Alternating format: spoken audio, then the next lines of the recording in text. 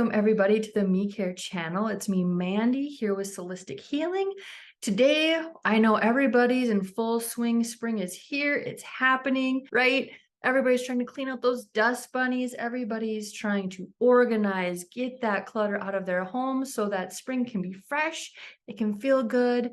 And it just feels good to look at your space, just see and live in that space and not feel bombarded by boxes that are piling up or those bags that we're going to donate later. In our visual space, that is so beneficial and it's so helpful for us in what we choose to do. We can feel more active. We can feel more just happy in our general day. What about mental clutter, right? How do we handle that? How do we get the dust bunnies out of the thoughts that we're having or the thoughts we don't even feel we're able to have because we've got 400 other conversations with ourselves, to-do lists buzzing around, you name it, filling up that space in our brain where it doesn't even seem quiet enough to be able to compartmentalize, clear out that gunk. So a common misconception about mental clutter is that it is only a buildup of those thoughts, right? Like I was just talking about those to-do lists, the what ifs, the what's going to happen next, all that stuff. But the truth behind it is that's not all that mental clutter is.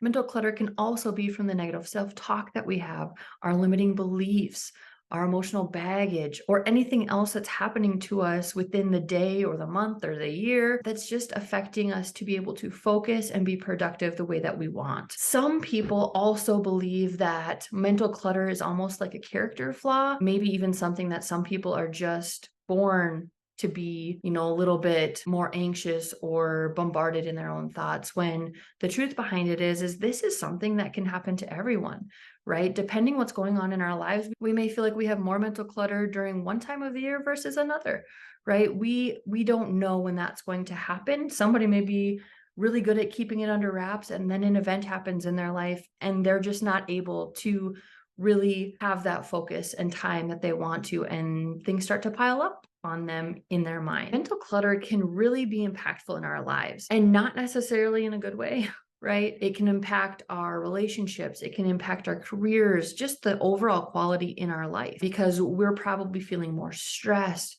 We don't feel like we have time to do the things we love or with the people we love. Maybe there's more anxiety happening, having that overwhelmed feeling all the time, even when you go to bed. And this can really impact you achieving your goals, right? And then that again feeds into this really icky circle of not getting your goals, and then you don't feel accomplished and you feel like you have to work harder and you have to put more on your plate and more on your plate and more on your plate. And it just never evens out to where you really can spend the time with the people you love, doing the things you love, and experiencing life in a really beautiful way versus a stressed and overwhelmed mental clutter way. Some benefits, of just truly reducing that mental clutter, getting rid of those dust bunnies that are in between our ears, are you're going to find improved focus in your concentration. It's going to reduce your stress and anxiety. You're probably going to find a greater peace and sense of calm throughout your days, or even just in small moments where usually you might feel like, okay, I'm here, but I'm thinking about 40 other things. So you're not really present. So the experience you could have had isn't as wonderful as it could have been,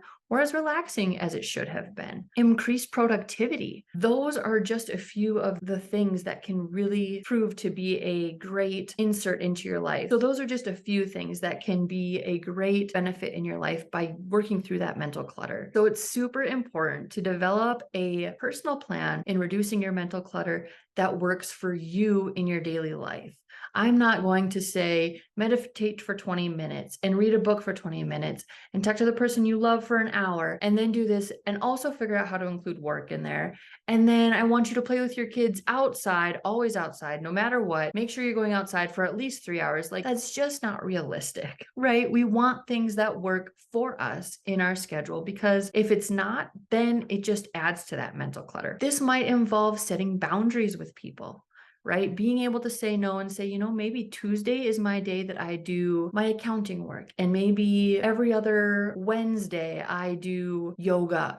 Just knowing that you have those things set in your life and having those boundaries around things that you need in your life, as well as your family or your business, knowing you can say no and having days planned where you can say yes can be something that works. Seeking support from a therapist or a coach, somebody who can look at what's happening in your life from a third party perspective that has no skin in the game, right? And can just say, well, I see there's space here for this, but you're also triple, double, quadruple booking yourself on these days. Why is that? You could spread this over a certain amount of days, or you could get this one thing done in the same hour, right? They can look at it from a different perspective that a lot of times is all that a person needs. Finding ways to practice mindfulness. That is a way of finding that peace that can help you think more clearly through even multiple thoughts. And delegating tasks, whether that's to a spouse or a partner, all sorts of things,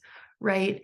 But just knowing that you don't have to be the end all be all to every task that pops up in your mind, that your children can take on some chores, right? Reasonably, because we don't want this mental clutter to be something that diminishes those relationships or your goals or your career like it may be doing currently with all this buildup happening. All of that in a very quick nutshell, right? There's so much more to mental clutter, but this is a great place to start, and just knowing there's different avenues and you don't need to take it all in all by yourself. There are things to help you holistically, therapeutically, all of the things. Just know that you are not alone in experiencing mental clutter.